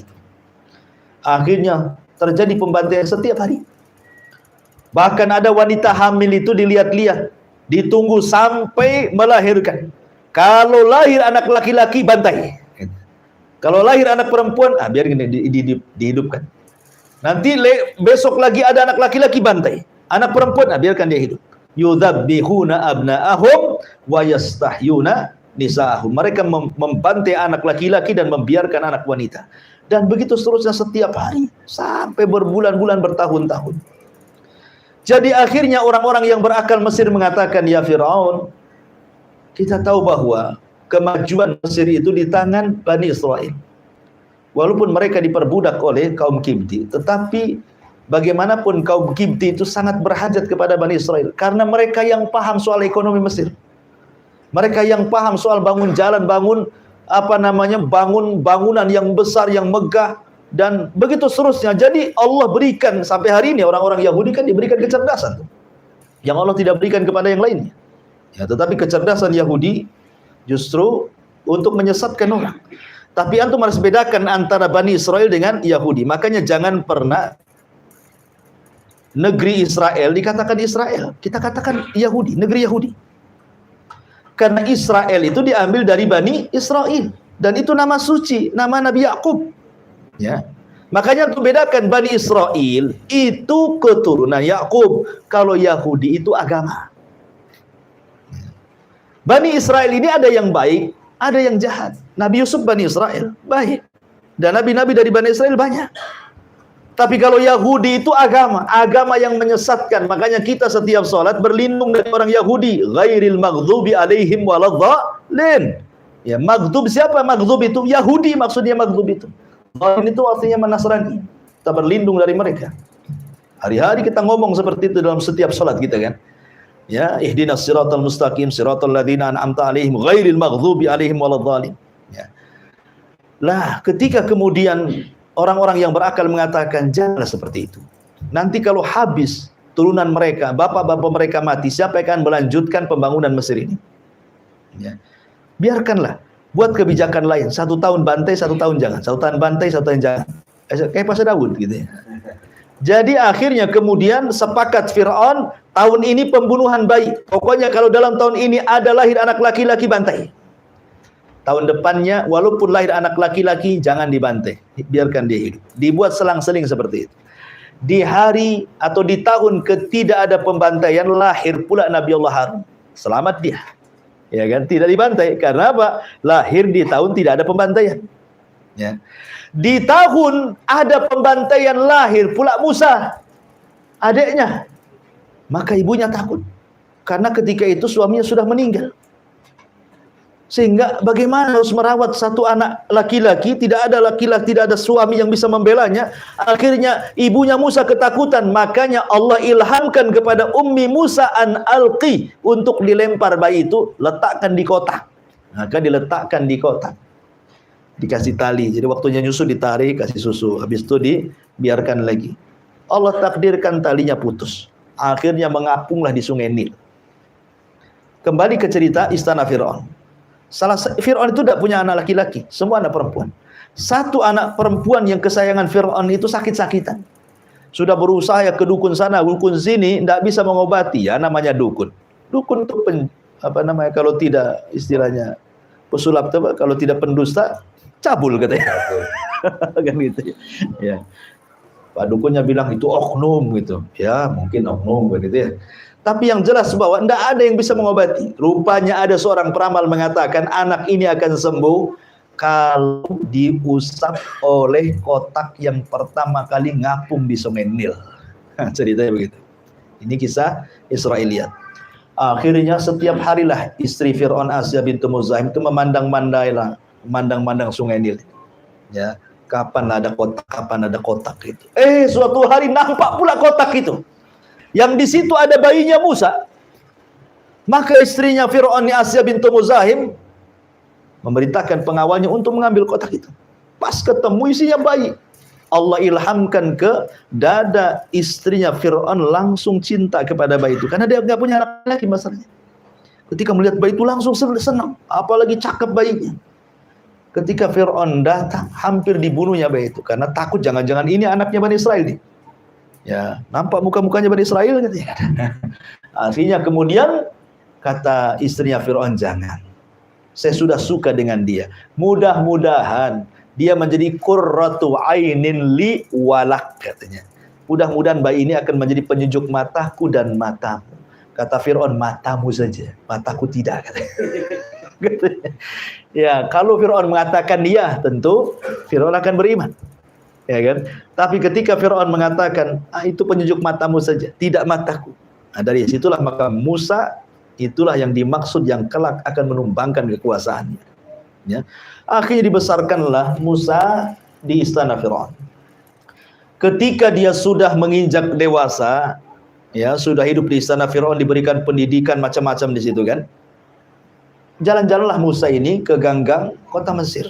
Rupanya pula dia melihat ada perkelahian anak muda dari Bani Israel dan anak muda dari kaumnya Fir'aun. Awalnya tidak tahu siapa yang salah, tapi diperhatikan nampaknya yang dizalimi adalah anak muda dari Bani Israel. Ketika kemudian anak muda Bani Israel meminta pertolongan kepada Musa, Musa pun menolongnya. Ada yang mengatakan Musa itu tidak menyerang. Yang menyerang itu anak muda dari kaum Kipti. Musa hanya nangkis saja, tapi tangkisannya bisa membuat orang mati. Tapi ada juga mengatakan dia mukul, tapi tidak sengaja, bukan untuk membunuhnya. Hanya untuk membela anak muda yang dizalimi. Pukulannya membuat dia mati. Ingat, hukum di Mesir kala itu siapa yang membunuh dibunuh kisos. Ya kan? Maka Musa pun bingung dia, karena dia sudah bunuh orang. Ya. Tidak ada yang tahu peristiwa ini kecuali anak muda dari Bani Israel, Nabi Musa dan orang yang sudah mati itu. Belum ada yang tahu. Ya, apalagi alat buktinya dihilangkan semua. Dirusak semua, ya kan? Susah tuh nyingkapnya juga. Ya. Akhirnya kemudian suatu hari, ini nggak ada yang tahu loh. Ya, kecuali Musa dan anak muda dari Bani Israel saja. Memang anak muda dari Bani Israel itu suka buat ulah rupanya. Di kesempatan yang lain dia lagi ribut katanya. Dia lagi ribut. Ketika Musa lewat ke orang ini lagi yang buat ribut ini. Akhirnya ketika anak Bani Israel ini melihat Nabi Musa ketakutan. Karena dia tahu sekali pukul mati. Gitu. Jangan-jangan dia dekat akan mukul saya. Ya, padahal Musa itu kan memastikan siapa yang salah, siapa yang benar gitu ya. Tapi anak muda ini sudah takut duluan ketika Musa menghadap dia. Akhirnya sebelum dia dipukul Nabi Musa, dia berkata, apakah engkau akan membunuh aku seperti kau bunuh kemarin orang itu kau bunuh? Akhirnya orang jadi tahu lah yang membunuh kemarin tuh. Kan tadinya nggak tahu kan? Tadinya kan tersembunyi gitu kan, karena nggak ada alat buktinya lagi. Ya. Tiba-tiba dia berteriak karena ketakutan. Musa, apakah engkau akan membunuh seperti engkau membunuh kemarin? Akhirnya orang tahu, oh yang mati kemarin tuh Musa yang bunuh katanya. Nah, dari situ Musa mulai ketakutan, pergi lari dia. Ada orang yang bijak mengatakan, wahai Musa, kau harus meninggalkan Mesir. Kalau tidak kau ditangkap, kau akan mati. Maka dari situlah Musa memulai hijrah pertama, pergi dari Mesir ke negeri Arab. Kemana? Ke Madian. Ya. Singkat cerita, sampai di Madian, dia ketemu dengan orang laki-laki yang soleh namanya Syuaib, bukan Nabi. Ya, cuma namanya sama, Syuaib. Punya 2 anak putri. Menikahlah Musa dengan salah satunya karena sudah berjasa mengambilkan air, yang kemudian membantu mertuanya menggembala kambing sampai punya istri, punya anak banyak. Setelah 10 tahun, Musa pun ingin kembali ke Mesir. Berangkatlah Musa ke Mesir. Di tengah jalan, kemudian Musa alaihi salatu wassalam nyasar. Ini karena udah 10 tahun kan, mungkin lupa jalannya dia. Tengah malam, obor pun sudah padam. Ya, dia takut ada terjadi apa-apa dengan anak istrinya. Maka tiba-tiba di tengah malam dia melihat ada cahaya dari kejauhan.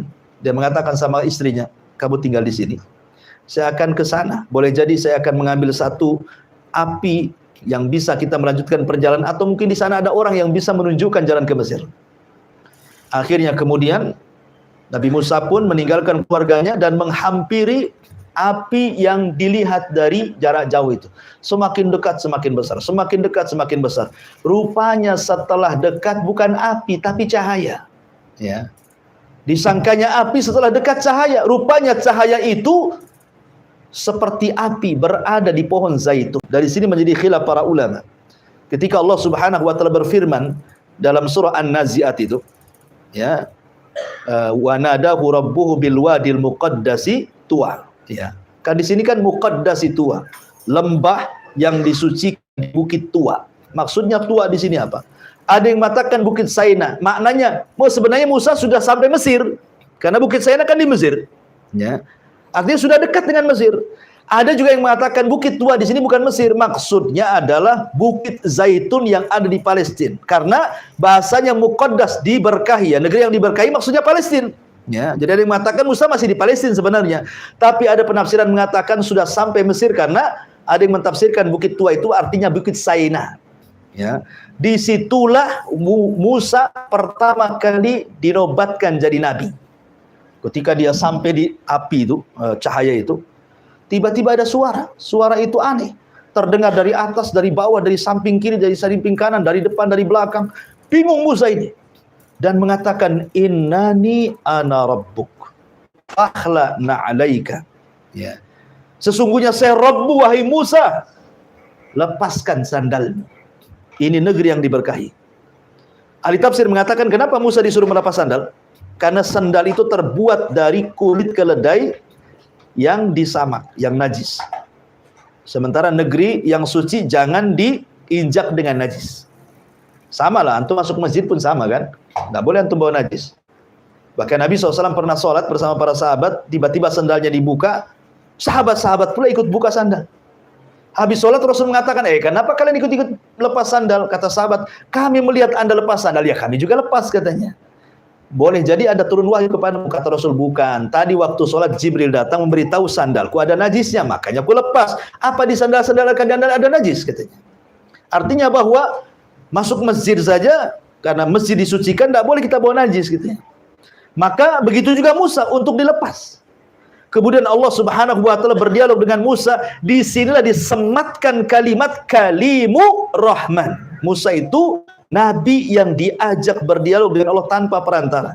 Maka sejak itu disematkan kalimat kalimu rahman. Ya. Lah, Musa itu kan kemana bawa tongkat.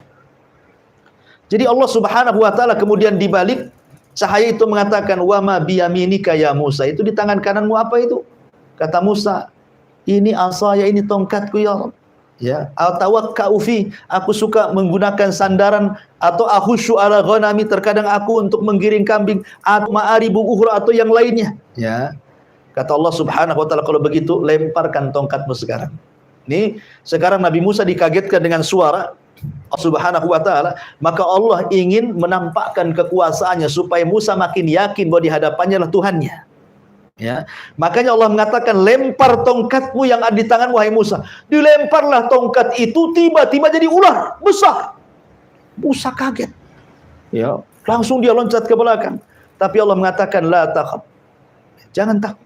Khudha wa la takhaf. Sekarang kau ambil lagi ular itu. Bingunglah Nabi Musa. Ini ngambil ular besar nih.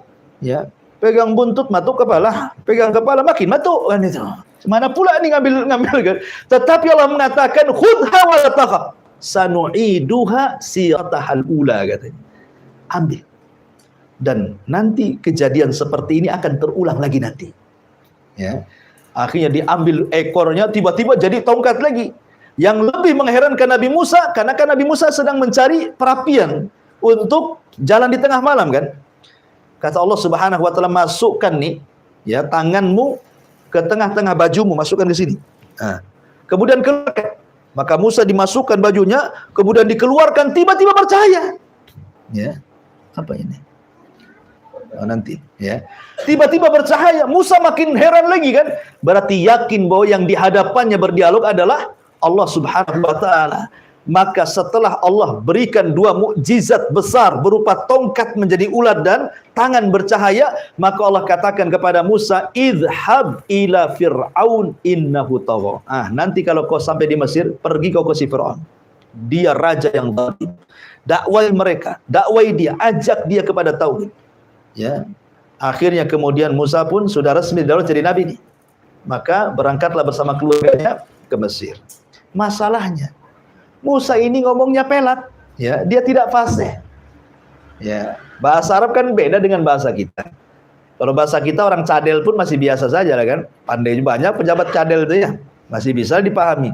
Tapi orang Arab ini bahasa Arab tidak bisa kalau tidak fasih. Ya. Lah, karena dia tidak fasih, dia punya abang namanya Harun, fasih pula bicaranya.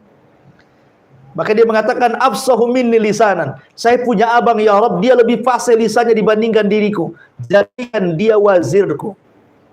Ya, maksudnya jadikan dia, angkat dia jadi nabi. Jadi Nabi Harun diangkat jadi nabi itu karena permintaan Musa. Maka Allah kabulkan. Harun diangkat jadi nabi. Berangkatlah dua orang ini menuju istana Fir'aun. Diketuknya Fir'aun. Kata Fir'aun, siapa? Kata penjaga Musa. Oh Musa, masuk-masuk. Karena Fir'aun kenal lah siapa Musa. Namanya anak angkatnya. Ya. Ketika sampai di istana, mulailah Musa dan juga Harun mendakwai Fir'aun, mengajak kepada tauhid kepada Allah Azza wa Jalla. Fir'aun geleng-geleng kepala saja. Sudah 10 tahun hilang, datang-datang kalau ngajak-ngajak kayak gini katanya. Akhirnya Fir'aun mengatakan, "Hei Musa, kau ini buronan. Ya, kau sudah membunuh orang. Kau belum dapat hukuman." Kata Musa, "Ya Fir'aun, aku membunuh satu jiwa itu pun tidak sengaja. Jiwa yang kau bunuh ribuan jiwa," katanya. Siapa yang berhak dihukum katanya? Bayi-bayi yang kau bantai itu udah berapa itu katanya. Aku ini bunuh orang gak sengaja. Kau bunuh orang sengaja lagi. Ya.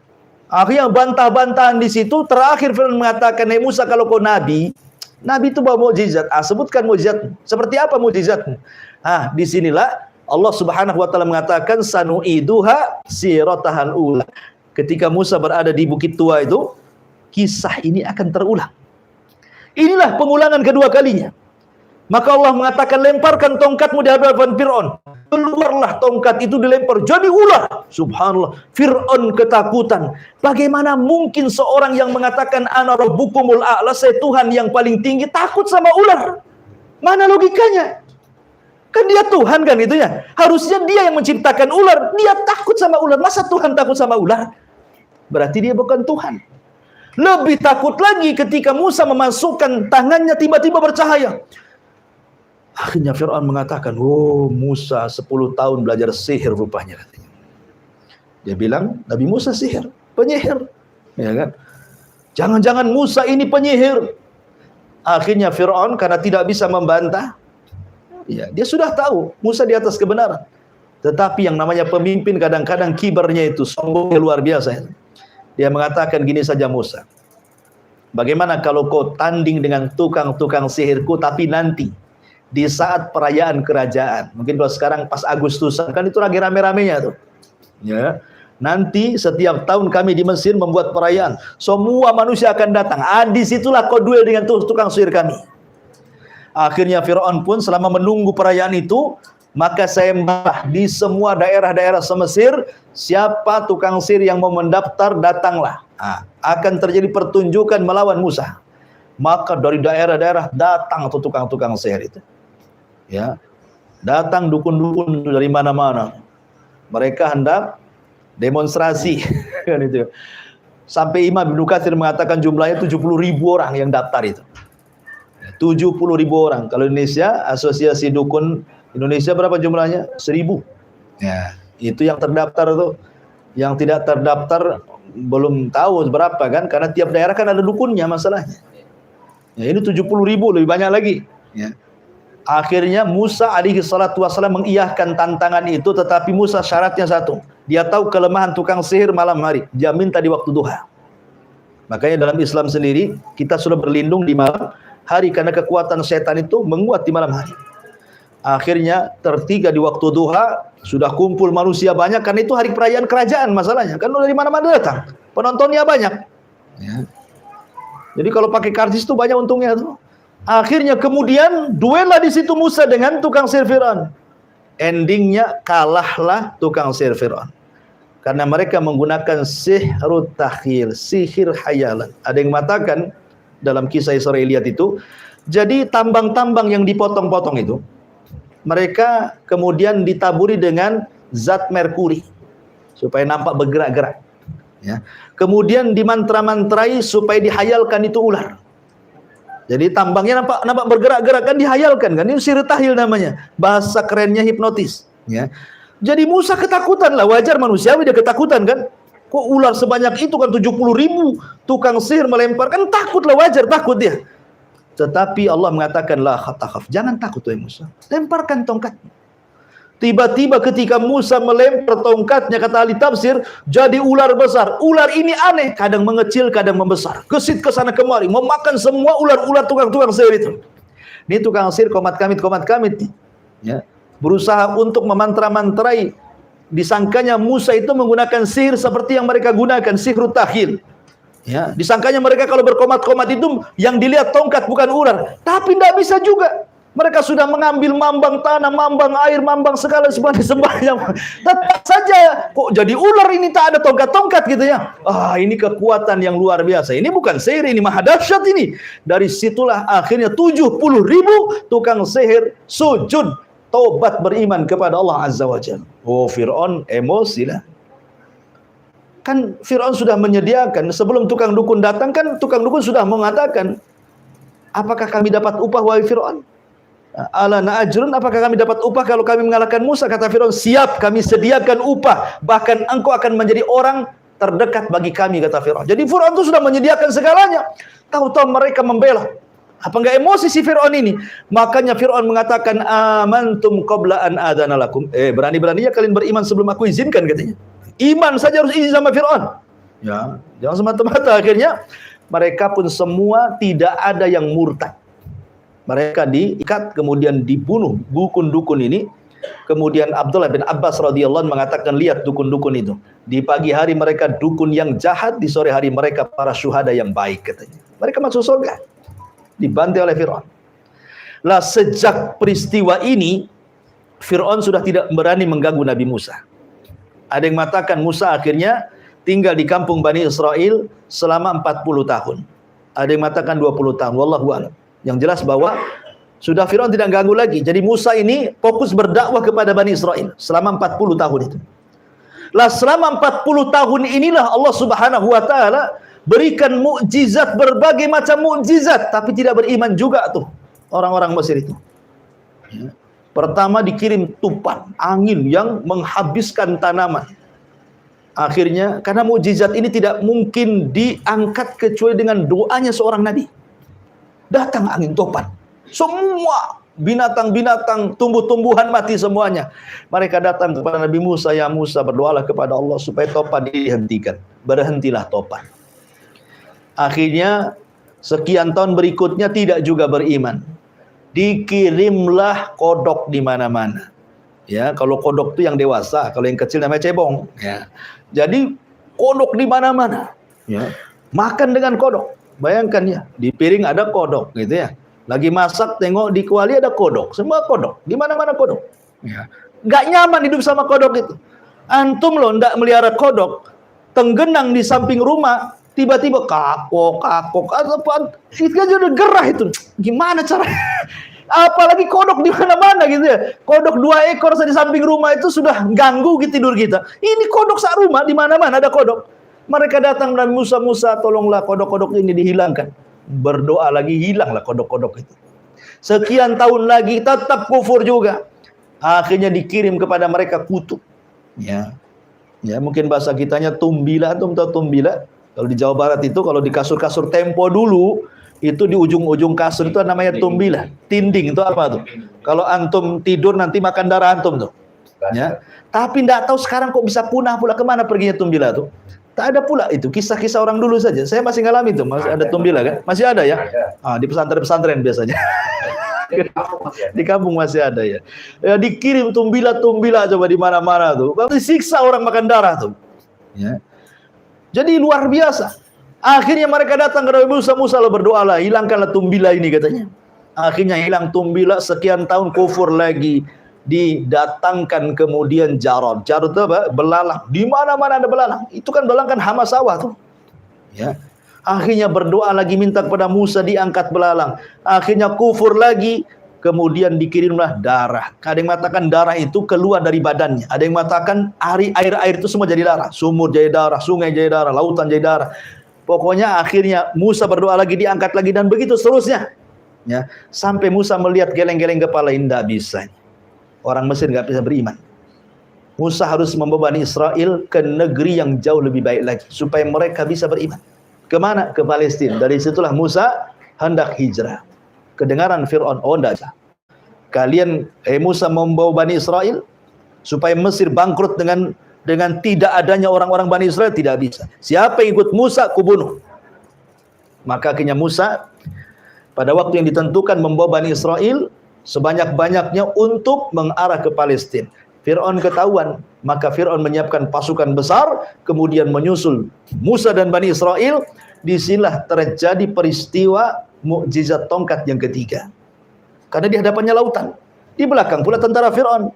Bani Israel ketakutan, wa inna lamudrakun, Musa, kami sudah dilihat oleh tentara Fir'aun, mau kemana kita? Depan kita lautan.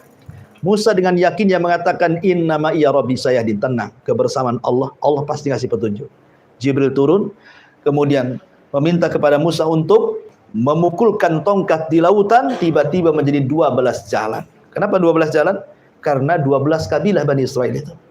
Maka ketika sudah sampai di seberang sana, Fir'aun menyusul, Allah katakan fa'aghraqnahum wa junudahum. Maka kami tenggelamkan si Fir'aun, fa'aghraqnahu wa junudahu, dan tentara-tentaranya. Kenapa? Karena Fir'aun pernah mengatakan, sesungguhnya seluruh air di Mesir itu di bawah telapak kakiku. Sekarang Allah adab dengan ditenggelamkan di air. Karena dia sombong dengan air. Semua air di Mesir ini di bawah kakiku. Sekarang tahu. Ya. Itulah air yang kau sombongkan, kau tenggelamkan di bawah airnya.